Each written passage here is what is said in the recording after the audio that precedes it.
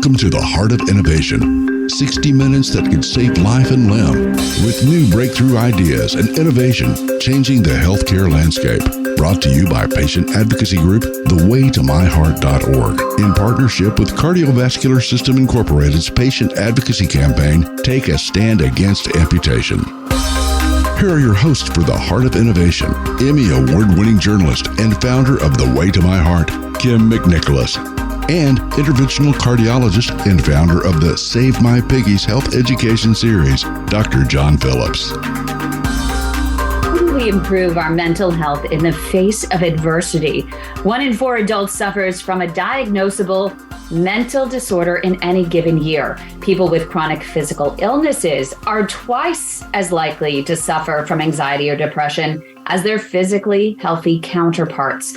Coach Christine Meyer, author of It Simple Smarty Pants, says the biggest mistake people make in trying to dig their way out of depression is trying to dig their way out with the wrong shovel, basically jumping from depression to happiness.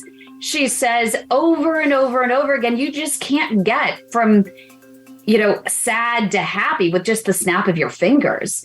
She says, don't even try. It's not worth it. She explains that it's a guaranteed recipe for failure. During this episode, we are talking to Christine about creative games that we can play with our mind that guide us step by step to better feeling thoughts, which become more sustainable.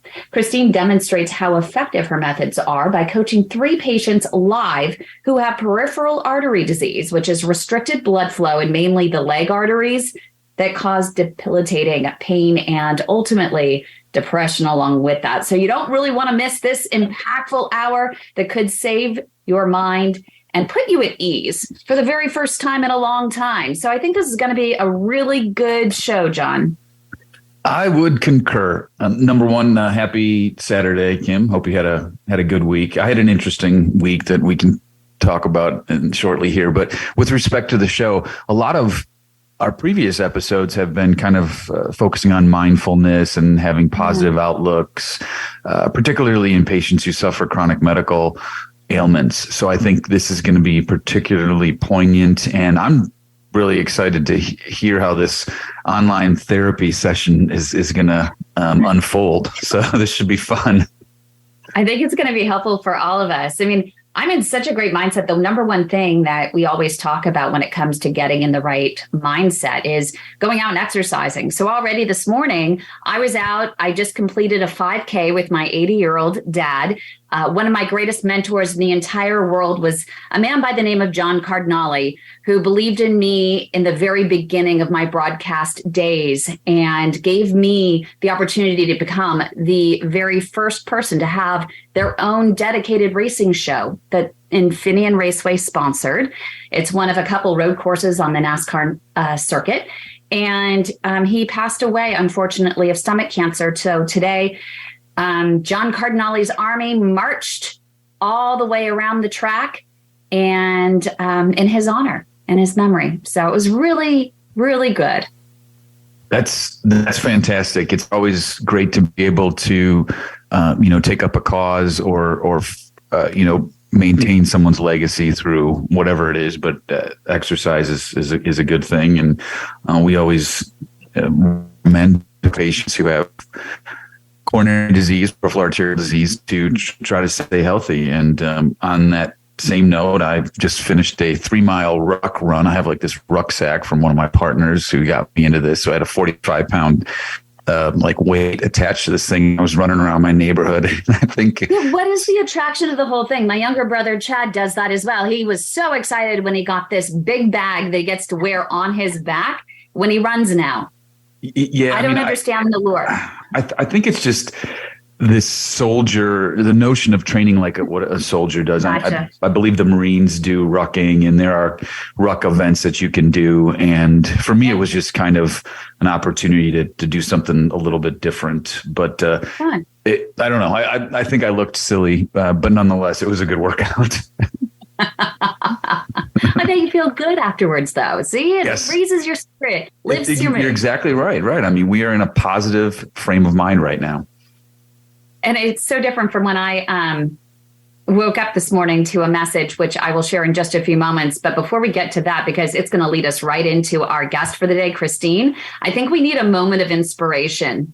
We do. Dr. John Phillips, spectacular, vascular moment of inspiration. You know, honestly, John, I don't care if anyone else doesn't like this.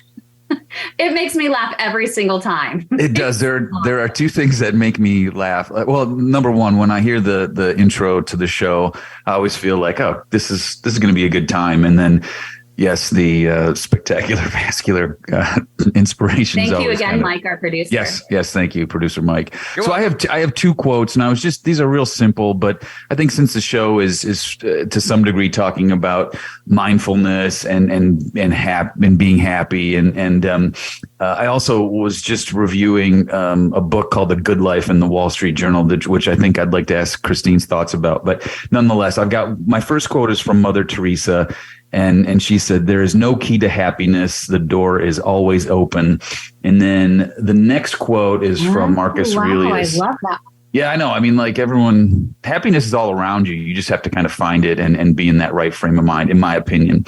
And then Marcus Aurelius said, "Very little is needed to make a happy life. It is all within yourself, in your way of thinking." And so on that note, I'll learn how to think happy here, I think.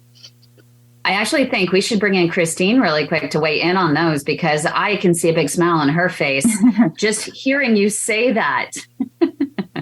He picked the perfect quotes, didn't he, Christine? They both could not be more perfect. There is no key to happiness, and it is all inside of you. So those are great quotes. Great way to start today's conversation, for sure. Every once in a while, I get it. Every once in a while, we get it right, Christine. And I love your intro. That's really good. I like it a lot. You know, it's all about the door. You know, happiness is there, and it's literally, you don't need a key. It's just right in front of you, and it's very empowering to think that we actually can control it. I think that's very cool. We can, and it also can feel out of our control, because when you are down deep in the rabbit hole where rabbits multiply a lot, happiness can feel like a very elusive goal or elusive reality. And so, and just as I speak, a stink bug just showed up here on my desk. Anyway, that's not a sign. It's going to join us. It's going to listen in. Even when life stinks, you can find happiness. Even when life stinks. See, the stink bug showed up, and it made me smile. So that really is the point. I mean, there's going to be stinky stuff in your life. Thank you, stink bug, for showing up, because it was very timely. There, in everybody's life, there is some stink, and it's what you do with that stink. And yes, there are degrees, if you will, for lack of a better word, of stinkiness. Some people are suffering more than others, yes.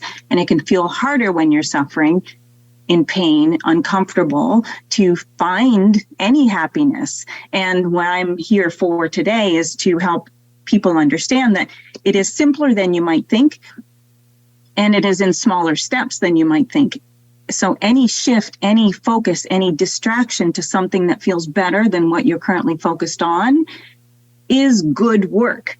Is it solving all of your problems? Is it making that struggle, whatever that situation, that condition is, go away in the moment? No, but you want to understand that taking those little opportunities of happiness, of distraction that are taking you from the thing that is really consuming you and onto something else that feels better is good work. And that's all it takes. That's all it takes to repeat, rinse, repeat, rinse, repeat, rinse, repeat. Do it again and again and again. It's like anything, it takes practice. Like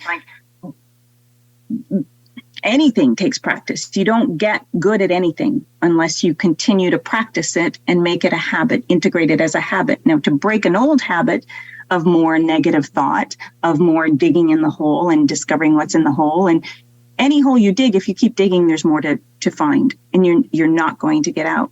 So any good practice is simply asking yourself, do I want to stay in this hole? Do I want to stay here? And coming up right here on the Heart of Innovation, she's going to tell us exactly what to practice. So stay with us right here on the Heart of Innovation.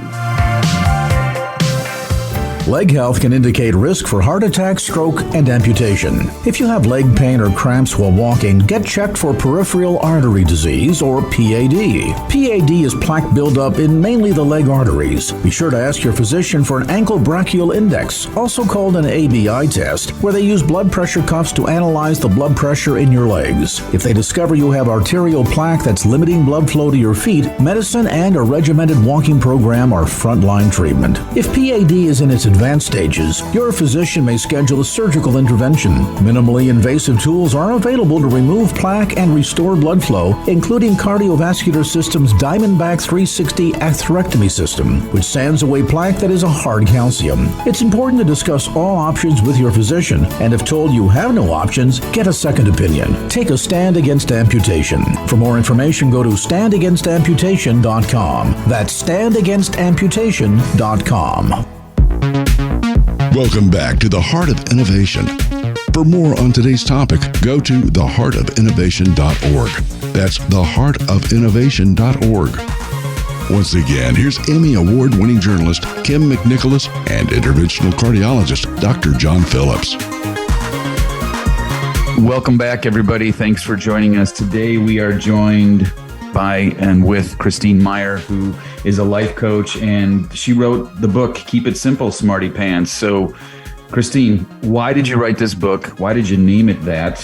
Because I think that's kind of a cute little title. And I also like the way the book is kind of designed with a lot of large font and things. Like, just tell us a little bit about the history of the book, if you don't mind. Well, I wrote the book because I couldn't help myself, number one. This is what I live and breathe every day, and have been asking and questioning myself about and learning about since I was born, is how I really feel about it. And I coach people who tend to be overthinkers. And most of us are. Our brains want to think. And so the inspiration for the book was to really let people know that they have more charge, more agency over how they feel and how they create their lives than they often give themselves credit for. And I wanted to lay the big picture, the foundation of who you truly are as a human being. You're not just human. You are also non-physical. Now, you have a soul, and you also create your reality. And those three things are truly the only things you ever need to know to create more of the life that you want and to continue to produce the emotions that you want to feel. Everything that you want is truly because if you have that, if you experience that, if you kiss that, you think that you will fill in the blank. And I really wanted to inform and educate and uplift people and help them understand how truly powerful they are, even in conditions that don't seem like you're very empowered. I want people to understand that they have more charge over their state of being than allowing the conditions to continually affect them. And I did it. People have to be ready for this way of thinking, because it's a loaded conversation when you're talking about a foundation of the law of attraction, that you are attracting what happens, right? Absolutely. And yet, whether you like it or not, you are. And so that's the reality. At least that's what I assign to. And that's the whole premise of my book and the coaching that I do. And that's not in a blameful, that's not at all being assigned as a blame that you're doing wrong. It's more, can you take that and understand, make those correlations between how you're thinking and feeling and what's happening, and how you've been thinking and feeling and what's coming and what's happening. And so I want people to understand that they are way more in charge of certainly their emotional state and what then manifests as a result than most people actually understand or give themselves credit for. And in terms of the title, I bounced back and forth, and I was talking to my editor the one day, and we were going back and forth with a few things. And what came out of my mind was, we're really making this way too complicated. And it was Keep It Simple, Smarty Pants, and it just popped in. And And so I went with that. It's like, that's it. Here I am right here trying to overthink what my title is going to be. And I was complicating it, and I was introducing a whole bunch of factors that had nothing to do with the title, that had nothing to do with the moment. So it was keep it simple, smarty pants, because I do think that people are very, very smarty pants. So and I mean that as a compliment. I totally get it. Let me ask you this question. And the notion of what you're trying to convey to folks is are you changing, like trying to change people's, not personality, but their response or reaction in certain situations? So for example, I mentioned this ruck run that I went on, and it's 37 degrees out, and I was looking for a hat and a pair of gloves that I had put in a certain spot. Now, they weren't put away appropriately, according to my wife, but they were put in a spot, and then it was moved. And so I assumed that she moved them, and I was kind of been out of shape about it. And I responded in a way that I probably I could have taken a different approach to it. I mean, is that what you're trying to do? Like, you got a problem, you got a situation. Okay, my personality normally would go at it in this direction. Do I try to pivot to another direction, or try to look at it a different way? Or is it more complicated than that?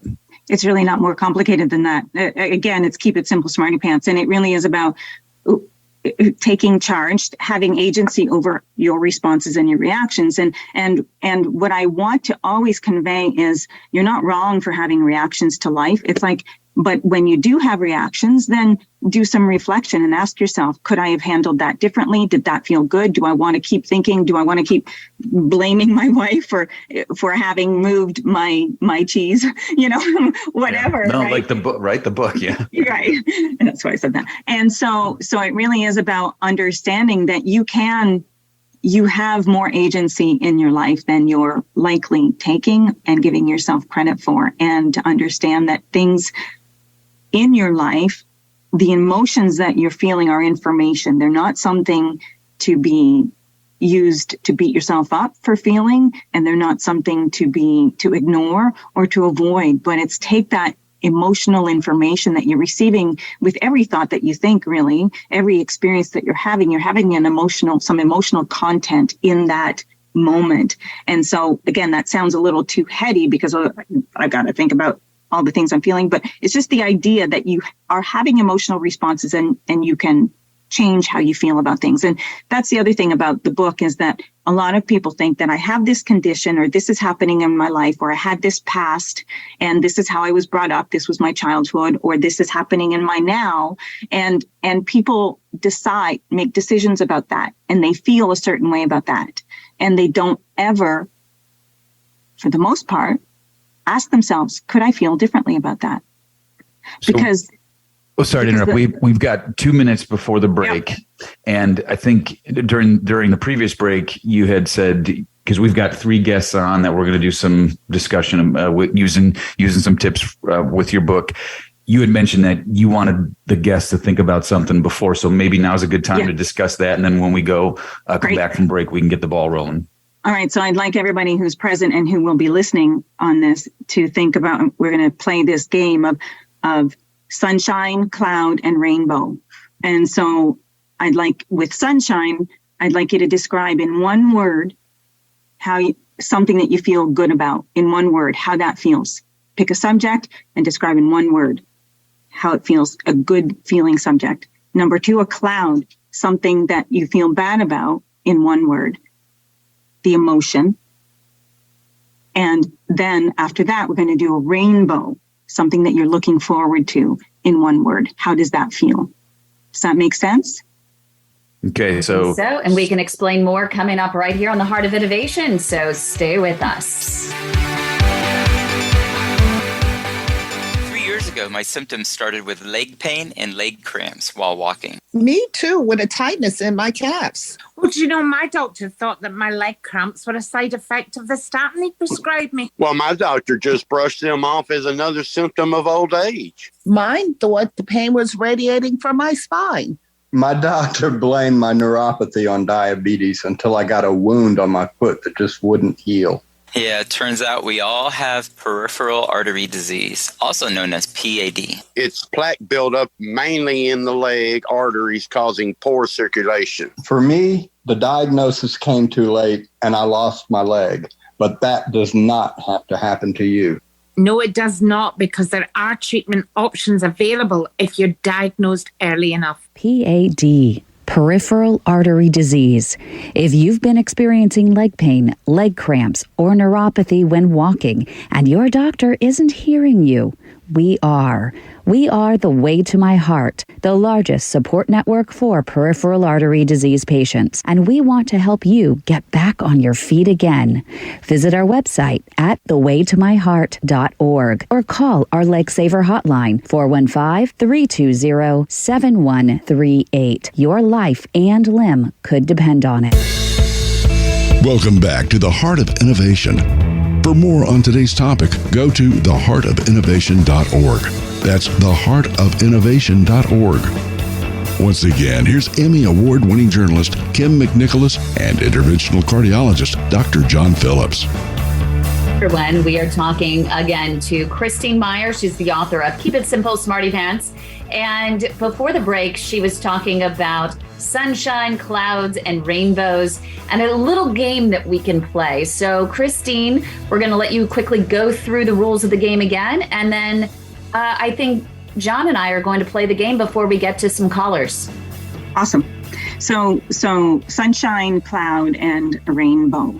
The intention with this is to pick one word to describe how you're feeling about something that feels good to you. That's the sunshine. So pick a subject, think of something that when you think about it, you feel good. What's that one word, that feeling? Number 2, cloud. What is a subject in your life that feels like a cloud? And pick one word to describe how you're feeling about that. Identify how you're feeling. Don't make it complicated. And then rainbow. What's one thing that feels good to you that you're looking forward to, and pick one word to describe the feeling of that.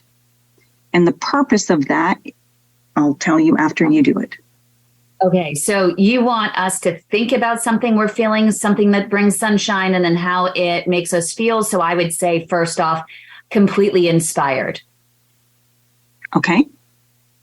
And I would say satisfaction. Affection. Is that what you said? That's satisfaction. Satisfaction. Okay, great. Okay. All right. Now pick the cloud. The cloud. Disappointment. Doubt. Okay. Now pick the rainbow. Ooh, rainbow. Hope. Hope. I use the word hope. Did you? Yeah, we both said it. All right. All right. Now to you both, what I'm wanting to demonstrate with that game is the idea that when you focus on the sunshine, you felt that positive emotion. When you focused on the cloud, you felt the negative emotion. But you could actually, the tone of our voices was very different. Mm-hmm. Yeah. And when you thought about the rainbow, you felt positive emotion. And so there's no wrong or right way to answer this other than the one word that is feeling. And the reason for that game or demonstration is so that people listening in and people who are here to understand that it's focus. It's focus. When you thought about the sunshine, you felt good. When you thought about the cloud, you felt bad. When you thought about the rainbow, again, and I prefaced it with thinking about something that you're looking forward to in the rainbow, but you felt better. And so that demonstrates to you that when you're thinking, you're having that emotional response. You have emotions that come with certain subjects. And if you keep focusing on the cloud, you're going to miss the sunshine and you're going to miss the rainbow. Okay. So does that, the feeling that I had with cloud, I said doubt. So because I said the word doubt, does that then, me thinking about doubt, does that ultimately affect the actions or the outcome of what is happening at that time? Well, what it does is it clouds your judgment. If you move forward in doubt, if you continue to think about whatever that is that feels doubtful in the way that it feels, then you continue to perpetuate doubt and you continue to perpetuate perhaps the conditions that are playing around that. But if you say, wait a minute, I've identified that I feel doubt. So here's the step further for that. I've identified that I feel doubt around that. Could I feel better about that? Is there a different way I could look at that feels better to me? And the reason for that is because, again, if you saw a wall in front of you and you walked toward it and you bumped into it once, would you keep walking toward it and bumping into it? Or would you say, well, wait a minute, there's got to be a better way. I'm going to walk around the wall, or I'm going to go out of the room and find a different way. So emotions are the same way, because we keep bumping into these things and we believe that it's like a wall that is a stagnant, fixed thing. And emotions are not. You can do something about it. And the reason why would you do that? Why would you try and improve how you feel about something that feels like it's not anything to be happy about, anything to feel better about? Because your life is now. Your life is now. And so if you continue to bump into the wall, consider the idea that you could feel differently about it. There's another approach. And now, again, there's more to this conversation, but that's the premise. That's the game to play, to understand where you're focused and to understand that you could change your focus. And I encourage people to, all right, if you've got a cloud, ask yourself, or tell yourself, I'd like to feel better about this. You don't even have to know how, but then have that subject that is a sunshine and have that subject that is a rainbow handy, so that when you're focused and you're going down the rabbit hole of the cloud, do I want to go down the rabbit hole of my cloud? Because I know that the more I go down my rabbit hole, the more rabbits I get. I don't think I want more rabbits. Okay, so we want to get to Douglas. We only have a couple minutes left in this, so we'll make the first answer pretty short. We have 1 minute. Douglas, you want to throw a question our way, and we'll get to the answer when we get back? You're muted. I had 3 words also. My sunshine was my brother. My cloudy was my graph. And my rainbow was kayaking in Aransas Pass. All right, now identify the emotions that go with that. So the first one was happy. Next one was sad. And then I also had hopeful for the last one. Good. I love that everyone has hope. And coming up right here on The Heart of Innovation, we'll have more hope bringing. So stay with us. How do you explain peripheral artery disease and how it affects you to family and friends to help them understand? Hi, I'm Kym McNicholas with The Way to My Heart with this week's Medical Notepad, brought to you by Cardiovascular Systems Incorporated's Patient Advocacy Campaign, Take a Stand Against Amputation, and The Way to My Heart. Let's talk about peripheral artery disease, or PAD. Some call it PAD, which you can explain to family and friends as restricted blood flow in mainly the leg arteries due to plaque buildup. Just as the pipes get clogged in your sink, so too can the pipes, or your arteries, in your body. How do you explain what PAD feels like? Well, tell your loved ones to imagine the feeling of having a tourniquet tied around your legs 24/7. That's what it feels like to have PAD. More specifically, when I walk, I start to feel a tugging in my calf. The more I walk, the tugging turns into cramping, which I may also feel in my thighs and buttocks if narrowing becomes significant higher up between my knees and abdomen. As I push further and walk, I feel what I can only liken to the worst Charlie horse I've ever experienced. That's when I need to stop and rest until I get relief. What helps PAD? Say, doctors tell me that walking is the best medicine. I can usually push through some of the cramping because I know with every step I take, my body responds to increased demand for blood flow by building a network of collateral vessels. Our bodies are amazing. The collateral vessels create a natural bypass to reroute flow around the blockages. Think about a major highway where lanes are blocked due to an obstacle. Vehicles can take the side roads and re-enter the freeway just beyond the obstacle. That's just like our collateral network. So the key is to walk, walk, walk. And walk with me if you can. Just be patient and even sit on the curb with me when I need to rest so I don't feel so alone in this journey. For most people, walking along with blood thinners and maybe a statin to control my cholesterol, as well as healthier eating habits and nixing the nicotine, of course, works to stall progression of PAD. But if lifestyle modifications and medicine are not enough, Charlie horses may start waking me up at night due to a lack of blood flow. Depending on the severity, I may have to dangle my legs over the side of the bed to get gravity to help increase flow to my feet, or even stand up and pace until I get relief. That's when I know I need an advanced skilled PAD specialist, which could be a vascular surgeon, it could be an interventional cardiologist, or interventional radiologist, who could do a little clean out of my arteries. It's important that we get multiple opinions and sit as a family to discuss them all and decide what's best for me prior to any procedure, because different doctors have different tools and techniques. But you need to know that amputation as an option signals failure, not treatment. And we must always be ready to find a new doctor who will exhaust all advanced efforts that are available to help me keep my limbs.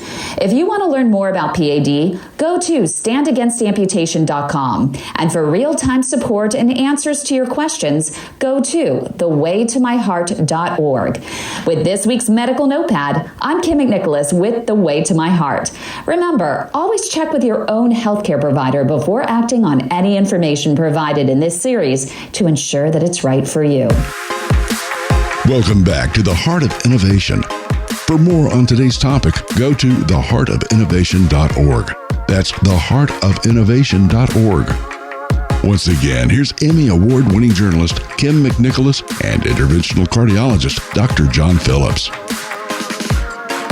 Welcome back to the show. Before the break, we had Douglas. He was a caller. He's talking about his rainbow, his cloud, his sunshine. Reverse that. And Douglas, it's to you. What's your question? Well, the question would be is we all wake up with pains and aches through the disease. How do we get our morning started so that the day will be on a positive term instead of starting off in the cloudy situation? Well, I think first is acknowledging that while the pain is there, emotionally you could feel differently. You can separate an emotion from a condition that you're feeling. So when you wake up in the morning, typically most people get up and think what they thought yesterday. And then they get on that train that they were on yesterday. So I recommend for people to take a few minutes when they're in bed and just lay down on their bed and feel the comfort of their bed. Think about the sun rose. The sun will set tonight. The universe, the earth is spinning in its orbit. There's nothing to do with that. Think about the comfort of your blankets and think about the comfort of your pillow and think about really easy subjects that are far out and sort of away from you and also providing you some comfort in your now. And so the reason for that is because you start to integrate the idea that while this condition is present and it's real for me, there's also comfort. There's also something that feels good in my environment. And it's focus. It's deliberately choosing your thought in the morning. And now I heard somebody say earlier that it's easier for them later in the day. And I'll say perhaps to that. Typically, it's harder for people in the day to find a better feeling thought because they've gone through the whole day with pain.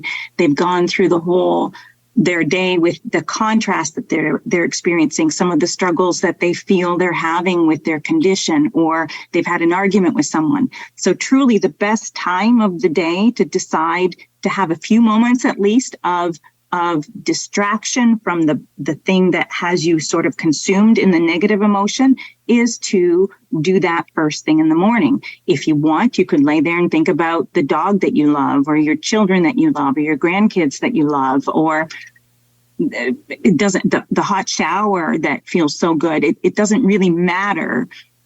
But you got to make a conscious choice, right? You got to make a conscious, that's the point. You have to make a conscious decision for many people, because if you're sitting there in debilitating pain, it is a little bit more challenging to go straight there, right?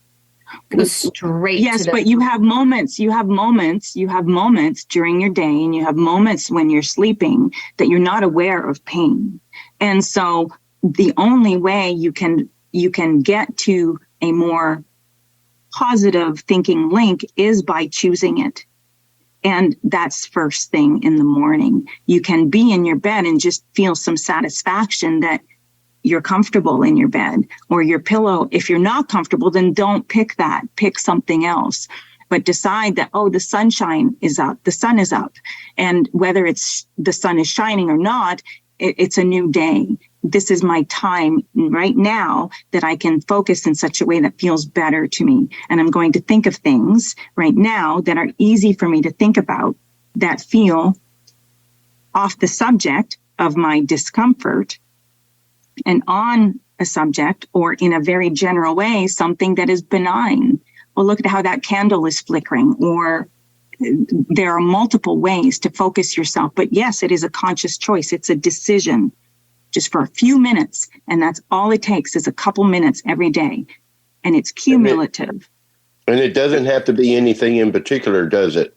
There's no right way to do it. It's just, what can I think about right now? Can I just feel, again, I keep going back to the comfort of my bed, the ease of having a pillow behind my head. The material feels good. It doesn't sound like it's very productive. And you think, but I want to fix something else. And that's the point. I'm not trying to get you to fix anything. I'm trying to get you to understand that as you change your focus, you can, even if it's for a few short moments, give yourself relief from the negative emotion and from the incessant focus on your condition onto something that doesn't feel so bad. That's it.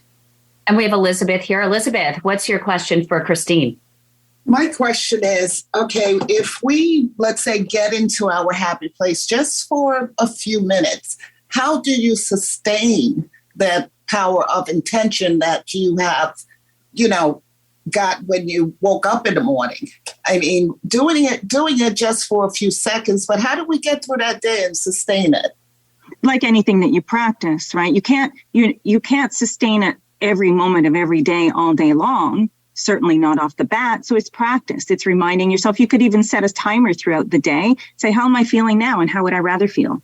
What else could I focus on that would feel good? So it's integrating that practice. First thing in the morning is the perfect time. But yes, you can certainly do it throughout your day. And I like encouraging people to set a timer. I'm going to set a timer every hour. I'm going to set a timer, whatever, for you. And when that timer goes off, I'm going to ask myself, how am I feeling? And do I want to keep focusing in this way? What have I been thinking? I've been focused on my pain. Well, is there something that I can focus that is separate from my pain right now, just to have some relief for a minute or two? And emotionally, right? Not necessarily physically, but emotionally. Emotionally, not physically. You're not going to make your pain go away necessarily in that moment, but you might be less aware of your pain when you're focused on something that isn't pain.